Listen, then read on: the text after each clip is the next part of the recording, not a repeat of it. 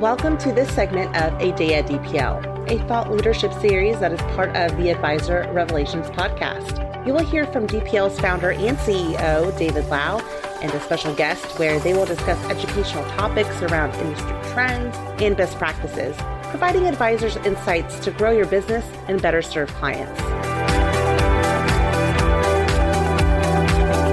This is David Lau with another episode of podcast here at DPL, Advisor Revelations, and we've got a terrific guest today, old friend, Jack Sherry. Jack is the EVP and Chief Growth Officer at LifeYield. We're going to talk a bit about LifeYield and why every advisor should be using it to help deliver alpha and tax-efficient investing and withdrawals for their clients. But Jack's been around the industry a long time. He's one of the true influencers in the industry. He's got an incredible network and an incredible work history. He's got a great podcast of his own, which I've been fortunate enough to be on, Wealth Tech on Deck. We've got over 20,000 listeners. Sorry, I don't mean to shortchange you there, Jack, and 50,000 downloads. You also write monthly columns in Financial Advisor magazine, and you've kind of been there, done that all across financial services. So welcome, Jack. Good to be here, my friend. Thanks for having me on. Yeah, terrific to see you. So just for the benefit of the audience, give them a little bit of the background, kind of your journey to how you've gotten to LifeYield, and then we'll talk a bit about LifeYield and some of the convergence of the things we do and the things you guys do, which I think are super important for advisors and clients. Yeah. So I was fortunate enough to trip into our business, answered an ad in the paper, if you can believe it, and started as a wholesaler of annuities. This is going back in 1983, so that'll give you a sense that I've been around for 4 decades at least, and learned a lot. I had a product that was as complicated as could be, so I had to learn how to simplify that on down. Did lots of seminars, client seminars, literally thousands of people that would come out, and I basically gave a financial planning seminar and position where annuities fit. So got my start that way, climbed through the ranks as a wholesaler, and then wound up as national sales manager for insurance and annuities at Dean Witter, which is now Morgan Stanley. So found my way to New York in my mid-30s and trying to figure out how to simplify and explain how annuities fit into a portfolio. That's where that all started. Following that, I was at Putnam for a number of years in the 90s, and there worked on annuities as well, and certainly mutual funds, and at the time, the emerging category of SMAs, and those later became UMAs and so on. So kind of made the rounds and was at Phoenix Investment Partners, which is today known as Virtus Investment Partners. So we had a collection of boutiques, did a lot of work around SMA, UMA, models, money management, and all that sort of stuff. Always in the sales and marketing, and really trying to make the complex simple, try to understand it. Fast forward, and I wind up at LifeYield about 15, 16 years ago, and now a partner in the firm. We do it's a fintech firm. We've been around a long time. Do a lot of work with some of the major firms like Morgan Stanley, Merrill, JP Morgan, Ameriprise, a number of them, and a lot of insurance companies, including Allianz and New York Life and many more. And essentially what we do is we try to maximize retirement income. So we try to help you create more income over time through, we'll talk some more about it, I'm sure, asset location, putting the asset allocation in the right place to minimize tax. And then when it comes to decumulation, if you want to check out the industry-leading capability, at least at a wirehouse, it's called Intelligent Withdrawals at Morgan Stanley. That's us. Our name is not showing, but that's what we do. And so we suggest the optimal sequence of withdrawal across multiple accounts. So been around the industry a long time, always trying to innovate, break some new China. That's where David and I met a number of years ago when I was at Phoenix. We got together the old Monument Advisor product and did some interesting and fun things. And so I'm sure we'll talk about some of that stuff. But always try to find ways for clients and advisors to do more and better business and have more money in retirement. Terrific background, Jack. And yeah, it's been, you said 15, 16 years at LifeYield. And wow, we went back before then. Yes. So we're both getting a lot of experience, as they would say. But yes, the hard way, right? The hard way. So before we circle back to LifeYield and some of the intersections we've got there, your podcast, Wealth Tech on Deck, you're focusing on and having on a lot of people who are doing innovative things and trying to create, as you said, an easier life for advisors, better outcomes for clients. What are some of the things that have got you interested right now? What are some of the things that you think are pretty cool? So over the years, I've always talked about this stuff, and the podcast has been a wonderful platform to express that, teach that, show the industry the way, because it's what we're describing, what you're working on at DPL, what we're working on at LifeYield. It's complex stuff, and it's forever. We're always trying to make it easier and simpler and better. So we share that for sure and a whole lot more. But basically with LifeYield, really what we've sought to do is I refer to it as the confluence of digital and human advice. How do we put those two things together? How do we improve outcomes? How do we help the consumer have a better result? How do we help the advisor have a better result? And what we're seeing with the podcast is we have industry leaders. You've been on. We've had a number of folks from the annuity world. We've had a number of people from the defined contribution world, wealth management, asset management. A lot of folks building tools, fintech. So we have a variety of folks that are all working to innovate and to figure ways to improve outcomes for all. Interestingly, the challenge, and where we've been spending a lot of time recently, and you're going to hear a whole lot more about this over time, is how do you connect and coordinate all these different elements? And David, you and I have talked about that. So you're doing so many good things with DPL. There's so many good things at LifeYield. How would we work together? And frankly, it's challenging. Our industry wasn't built to kind of pull all that stuff together. So it's a lot of work, frankly, not cheap to do it. But that's really where the industry is going. So of late, a lot of our guests are talking about ways that they're coordinating all the different elements you got to put together around tax, around cost, around risk, around distribution sequence, all that kind of stuff. That's a lot of what we talk about, and people are working on it. The good news is, I don't know if you probably saw this Cerulli report that just came out recently. 53% of advisory firms are building UMH, Unified Managed Household capabilities. Mm-hmm. 37% say it's a significant priority, and that's up from 22% just a couple of years ago. So the industry is moving in this direction. We talk a lot about that. People are working on it, and just because the kind of people I talk to, you talk to a lot of the same folks, they're busy at it. They're trying to figure out, how do you pull it together? How do you make it happen? How do you quantify the benefit? How do you make it real so that people really can enjoy better outcomes? Yeah, the world's just cyclical, isn't it? I mean, back in the day, the all-in-one system, was the advisor's desktop, did a little bit of everything. And then people realized, well, I want a little bit better rebalancing capability or planning capability. And then you get all these bespoke solutions popping up, of which there's dozens and dozens of them out there, now. And then now the problem is, again, how do we get them all to work together so that we have, a pretty seamless experience for the advisor and the consumer? So let's talk about LifeYield a little bit, because one of the things for me that you see the evolution of financial advice. It used to be advisors were salespeople; they're selling the latest stock tip, the hottest fund manager, whatever it might be. And now we've largely moved away from that, as an industry, where we're really now into advice and planning. But still, there's that legacy of investments and the lure of trying to say, I can manage your money better and I'm going to help you build wealth and all that. And that's largely debunked for people who know it, right? I mean, you're not delivering alpha through investment strategies. It's, keep costs low, invest and get the return of the market and stay invested and rebalance, you're going to be okay. But what you do is, there are a few ways of truly delivering alpha, and they're generally structural, right? Not investment strategies. So, talk about how you help deliver better outcomes, using basically structure and, tax consideration and advantages. Sure. So a whole bunch of firms have done studies over the years. I'll pick on 4 that have done studies that basically say taxes have the most significant impact on financial outcomes for investors than anything else. And we've seen some studies that indicates kind of more than all the rest combined of all the things you can do. You can play around with cost. You can play around with risk a little bit. There's a few things that you can do, but if you're going to improve outcome, you got to consider taxes. And so that's EY has a study out.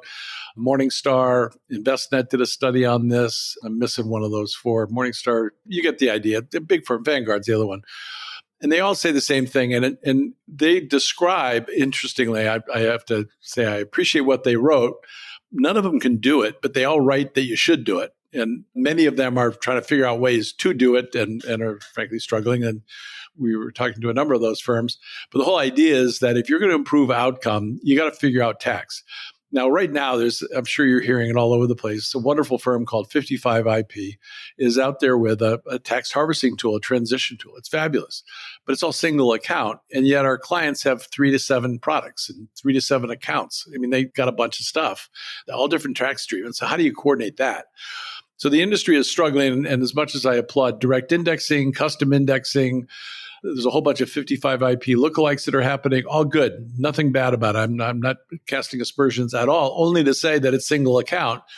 And we live in a multi-account world. So what are we doing about that? So when it comes to LifeYield, and I will wave our flag, we don't get to do it very often because I'm often on the other end of this mic interviewing people. But I can tell you, we're the one and only firm that can coordinate all of the accounts, products, holdings in a household and generate tax alpha. We can quantify the benefit in dollars, cents, and basis points, and we can show the optimal sequence to accumulate and withdraw assets as you pull them together. And because we quantify it in dollars and cents, it really causes asset consolidation because you can show it. It's substantial in terms of the kind of impact that you can have. So what LifeYield does, we're an overlay capability. We overlay all the different accounts and holdings in a household. I'll do some breaking news. We've got some announcement coming up here shortly. We'll be able to do this across the industry. Right now, we have to be tied in via APIs. You know what those are. Our audience may not know all that, but APIs are where we basically connect to a firm and help give instructions that improve outcome. We do all that, but we're working on a capability that will be an overlay system where we can apply it to TAMPs, we can apply it to wealth managers, asset managers, annuity companies. So there's lots of different ways that we can help oversee and overlay, and in that way, charge the client for it, because just like they pay for asset management now, we're going to pay for tax management. Mm-hmm. It's a minimal, I'll use numbers just to give you a relative sense of what that might do. But for 10 basis points, you can get 30 basis points of incremental after-tax return. So if you can pay for it as you go and you improve outcome, you're going to have more money as you accumulate and more money as you draw down. Yeah, not to mention, taking away some executional risk, right? If you're a financial advisor trying to do this on your own, the brain damage is tremendous, right? I mean, your system is not simple. It's behind the scenes. You've got a very simple to use, behind the scenes, very complex, which is a sign of great tech, which we try to develop ourselves as well. Very simple tech, yep. Very complex behind the scenes. So when you're a financial advisor, it's one of the things I always am stunned by, right? If you think about trying to generate retirement paychecks out of a portfolio on your own, the executional risk of messing up taxes and trading the wrong things and it is tremendous, let alone sequence risk and all the other things. And you're going to do that for 30 years, every quarter for your client while you're getting paid less as the account dwindles down, right? I mean, to do it right, you really need a tool like LifeYield, not only to improve the after-tax benefit to the client, but to make sure you're executing it properly and to take away much of the work. Yeah, actually, I spoke to a group yesterday about this, industry professionals. The client cannot do this. Frankly, the advisor can't do it. It's just too hard. As we say in Boston, you've been up a few times, David, it's wicked hard. It's wicked hard. It's just not easy to do. It's and let me explain it, because a lot of people we're starting to hear people describing themselves as doing UMH. And so let me set the record straight, because we haven't met anyone that does it other than ourselves. But it starts with asset location, getting the right asset allocation in the right accounts. So that you're setting it up, you're maintaining an overall asset allocation with money spread all over the place. The typical investor has 3 or 4 accounts. And I know most advisors say, well, I have all their money. Well, you don't. Right. It's spread all over the place. So asset location is really the biggest impact of all the things you can do. Do that first, and that helps you accumulate more over time. Then there's tax loss harvesting, very important, but it should be multi-account. It shouldn't be just considering one account at a time and how that's going. You really need to consider all the accounts in a household.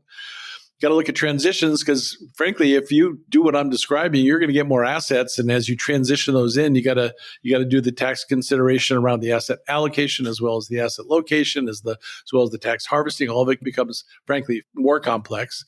And then as you move toward income, one of the things that we have the wherewithal to do, and we think is vitally important as you get into the decumulation phase, you should be considering Social Security. What part of that? How do you maximize Social Security? We have over 100,000 advisors that use our Social Security tool. It's very simple. It's straightforward. It just tells you when to start taking it and how to take it and how to set up your Social Security benefits and so forth. The other piece that isn't in place yet, David, and you and I have talked a lot about this, and we know it's coming, and it's going to come. It's going to take, unfortunately, longer than we'd like. Annuities are a vital part of putting together what I'm describing. They have a role, the guarantees, the tax-advantaged income, depending on how that starts. There's lots of ways that it really, and just the peace of mind. Clients want that. They want some of their money just safe. And then ultimately what we call retirement income sourcing, and that is how do you draw from all those different things I just said? The asset location, the tax loss harvesting, the transitions, the rebalancing, the Social Security optimization, the annuity optimization. How do you do all that? By the way, everything I just said, the technology exists, but how do you put it all together to maximize the retirement paycheck? So we're on our way. We're not moving fast enough as an industry, but it's coming, and it's coming quick. Which is awesome. One of the things, at Jefferson National, when built Monument Advisor, was designed to be an asset location play. Right, asset location, for those who just to level set the terms, is basically locating tax inefficient assets in tax deferred or tax advantaged accounts, and keeping your tax efficient assets, in regular taxable type brokerage accounts. So just creating, and again, that's like a structural advantage. That's how you deliver alpha. Sure. By using that asset location, you can help generate effectively alpha in the portfolio because it's just more tax efficient. The problem always was at Jefferson National, it was too hard, right? Because the annuity assets sat over in one bucket, and the brokerage assets sat in another bucket. How do you practically manage that? And so, I know a lot of what you do at LifeYield is kind of enable that, enable those accounts to work together effectively through your overlay. So you take something that would be extremely hard to do, and now you're making it, much more usable for an advisor. Yep. Yeah. So the good news is it's coming. It never feels fast enough, but what I'm heartened to see is that so many firms with very deep pockets are spending a lot of time figuring this out. Of course, the other challenge of some of these big firms, they're busy arguing with each other within the firms on how to do it. Whole nother conversation for another day. But the competitive imperative is there. There's a couple of reasons driving this, and you're familiar with both of these. Basically, the first is peak 65. People are turning 65 more this year than at any point in history. So people are getting older. I happen to hang out with people like that. Some of them are younger than me. But the point is that people are trying to figure out how to maximize retirement income. They know there's no going back. They got to make what they got work. So there's that as an imperative. The other is the fact that as an industry, if you take out mergers and acquisitions among RA firms or any other kind of firm, you take out the markets, we got a growth rate. You and I both attend Tiburon, follow Chip Burham very closely in terms of what he has to say. He says is that our industry has a 2 to 3% growth rate. That is not a growth stock. This is an industry that's sort of muddling along, and with all these mergers going on, everyone talks about their asset rise. Now, the firms that are really, I think, being smart are figuring out you got to find ways to grow organically. That's right. Beyond just a merger or an acquisition or what have you. So lots of positive indicators in terms of where we're headed. More work to be done. The technology is here. Now, there's a fair amount of investment involved. And again, this thing that we'll be talking about much more in the next few weeks or month or so, we're developing something that will just make it easier for people to pull all this stuff together to frankly get at the cost of making what I just described work. It's complicated, as you know, but how can we do that in a way that we share the cost with the client and we give them the benefit, but we all benefit by doing what I just described. Yeah, and I'll pull on one of those threads a little bit on that organic growth, which you mentioned as you were just describing LifeYield, and we do the same thing. We're helping advisors organically grow because we can bring in, help them, give them a reason to bring in held away assets, for the client. And you do the same thing, right? Because the efficiency of what you do is really, as you've hit on, taking into account all of the household accounts, which gives the advisor a great way to talk to their client about the benefit of consolidating accounts and at least information in order to deliver better outcomes. So I think that's a really important thing for advisors who are in firms that are focused on growth. And as you said, we know from our buddy Chip, the industry is really not growing. And where it is growing is at the consolidators at the top. They're consolidating assets. And of any firms that are growing, they're the ones that are growing organically as well. Yeah, the numbers you and I have seen these from Chip Rome's presentations over the past few years. He's been talking about this each year. The meeting is held twice a year, but same sort of theme. And there's 4 firms that basically own organic growth for our industry. They're called Fidelity, Schwab, Morgan Stanley, and Vanguard. The first 3 of those names, of course, Vanguard, Fidelity, Schwab, of course. How did Morgan Stanley get in there? Because they get it when it comes to taxes. They understand. In fact, arguably, as their head of wealth management, Jed Finn, has shared with me, they're the fastest growing in terms of net new assets, organic growth in the industry based on starting point assets. In other words, they were small to start, and they're growing more rapidly over the past few years. And it's because they're doing what I just described. They're coordinating it together. They got a lot more to go. They keep working at it.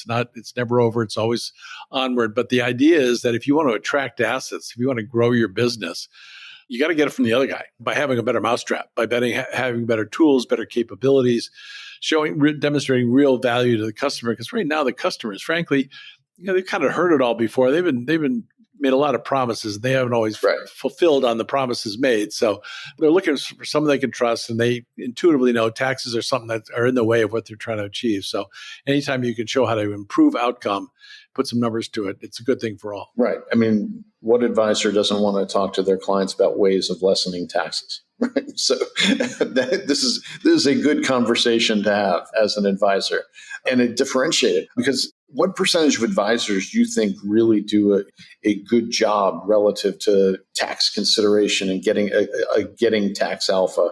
I hate to say it out loud, but I'm gonna. The only tool they really have at their disposal, advisors have at their disposal, is tax loss harvesting. Right. They have annuities, but they're, as you know, and you do such a good job of demonstrating to advisors why they should incorporate annuities into their practice.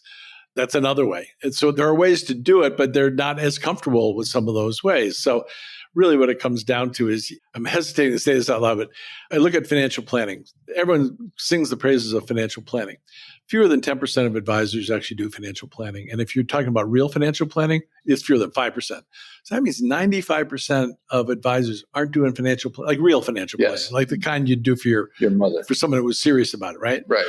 I would say the tax management is in that same percentage category. It's too hard. You can't do it. It's just too hard, because if the biggest impact is asset location and there aren't too many tools out there, Reed, we have one, but not too many others, you just can't do it. You can't do it on the back of an envelope. You can't do it on a legal pad. It requires software. Yeah, no question. And that's where I, circle back to advisors really focusing, even a lot do planning in name, right? Not real planning and robust planning, but it's kind of the same. Decumulation in general gets a short shrift from most advisors. It's real focus on accumulation. That's a comfort zone. Advisors, they can talk about investments and diversification, sharp ratios and efficient frontiers all day, but then talk about decumulation strategies and tax strategies and stuff like that. That starts getting uncomfortable. It starts with simple things like, well, I use ETFs because they're tax efficient. That's a nice piece to the puzzle, but there are many, many more pieces, and it's complex. And you can't do it. So once you get to decumulation, again, I wrote an article about it a few years ago talking about, like, if I were a consultant, which I have been in my life, and if you wanted to go look at a financial advisor's practice into how they're generating retirement income for their clients, you say, oh my gosh, this process is a mess. Like, we've got to do something about this process. It's full of risk. It's labor intensive. It's going to go on forever. And you're going to likely get inefficient outcomes. So you really need to bring systems to it. There's no other way. Decumulation is just way too complicated to do right. To give you an idea, 16 years ago when LifeYield started, we hired a consulting firm to come in and do a survey. And it was 100 RAs. And they asked them, how do you do retirement income decumulation, that exercise? How do you do that?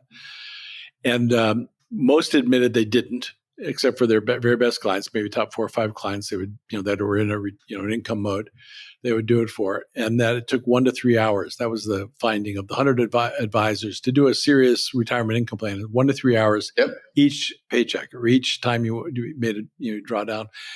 So if we're honest, it just doesn't happen to the degree clients want and need.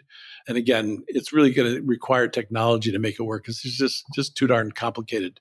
But again, the good news is we're getting there as an industry. We're pedaling as fast as we can. Yeah, and it's 1 to 3 hours at a time that you're working to diminish your own paycheck, right? I'm withdrawing money out of my client's account. I'm going to get paid less, and I've got to continue to work more for it. Yeah, really kind of a definite challenge, for financial advisors. And the other thing is many advisors just don't have a lot of experience in decumulation.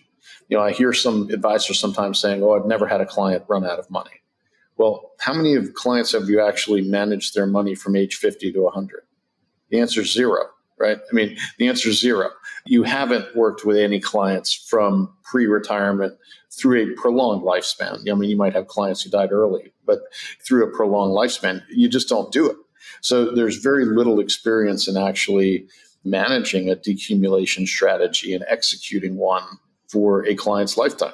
It was sort of interesting to observe. I hear this anecdotally, and I've seen some research on this, that most people understand their capacity. Most consumers, because they're just afraid of running out of money and they're afraid of living too long. I mean, all those are issues. And so they don't get out as much as they might like. They don't travel as much as they might like because they're just being very conservative, which I understand. But I think we owe it to them to give them a better understanding of what they can spend and how they can live, and also the fear, just all the other stuff, healthcare, all the rest of it that comes into play. It's important. Yeah, mutual buddy Michael Finca has got a great analogy he uses to describe that. Like you're having a birthday party for your children, and you don't know how many kids are going to be there. So how many pieces of cake do you cut up? If you cut them too big, you're risking running out of cake before everyone comes. And if you cut them too small, you haven't given everybody their fair slice. So sure. It's like your retirement income. You cut too big slices early on, and you could run out of money, and you cut too small, and you haven't lived to the potential of your assets.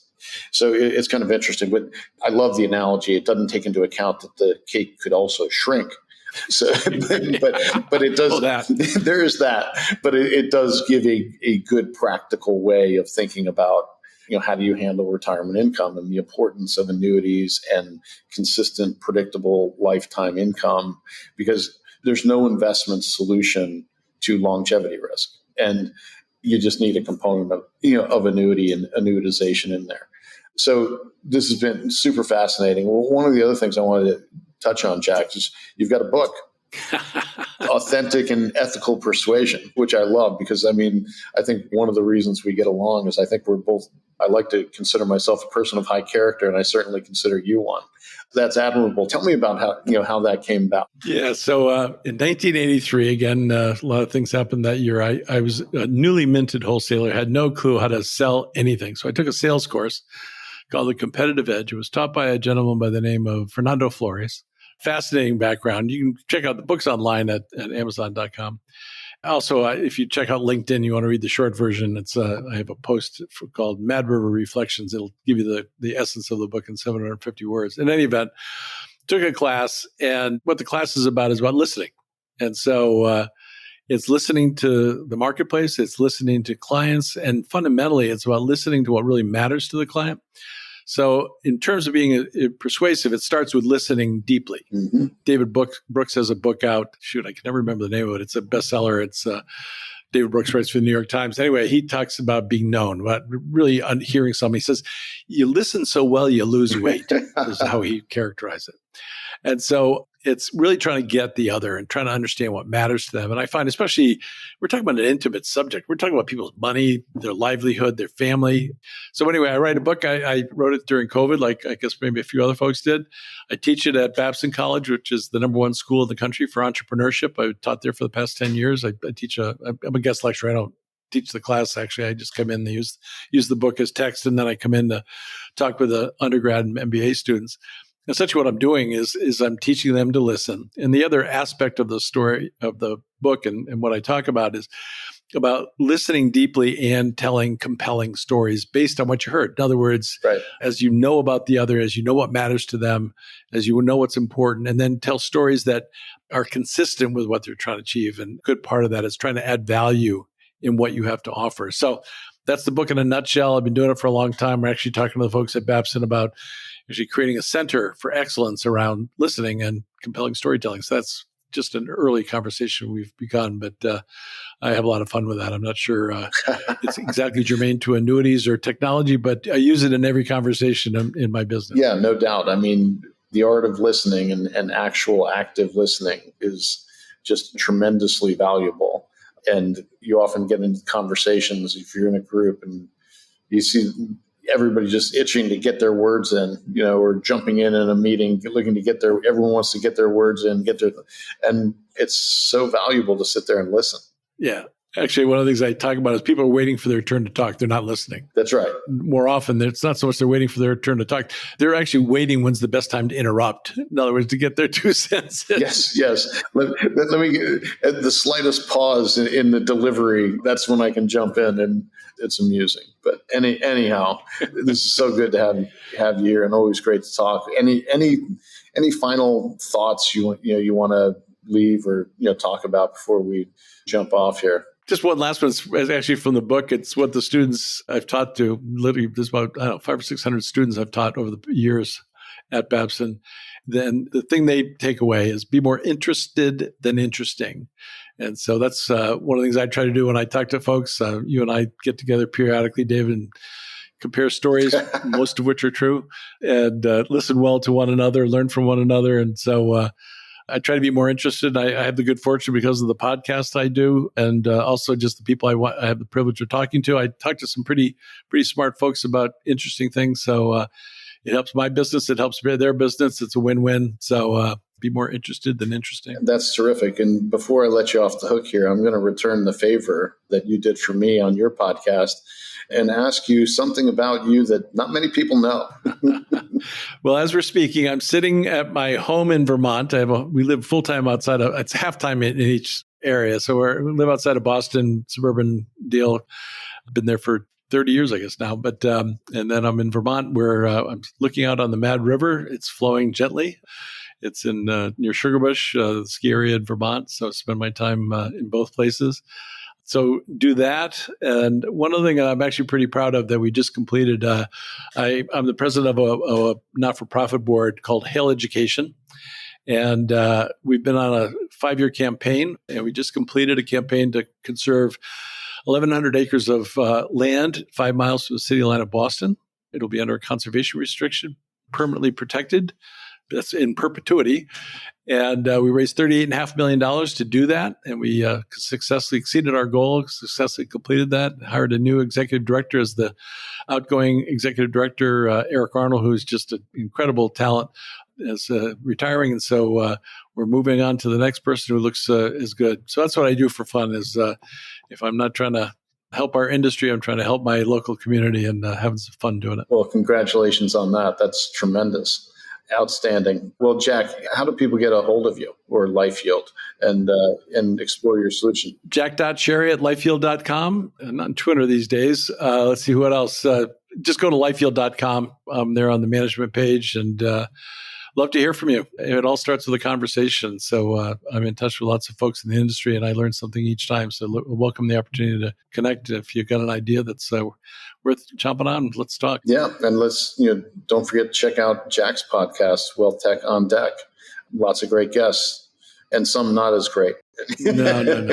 You're one of the stars. We also, since you and I last spoke, David, it's just recently we started a new website called wealthtechondeck.com with all of our episodes, and then we're getting curated content. So I'll have to talk to you about contributing to that as well. Just trying to advance the cause around improving outcomes for all. So terrific. Check it out. Terrific. So good to see you, Jack. So good to talk. Good to see you. Hopefully we will see one another in person. I'm sure, if not before this fall at the Tiburon, I'm sure. We'll see Tiburon. I've got to get up for a Red Sox game. I'm up. I get up there every year. I haven't been yet. I've got to pop up for a Red Sox game. Maybe I'll catch you then. Sure. All right, Jack. Terrific. Thanks. Appreciate it. Thanks so much, David. Good to see you. Thanks for listening.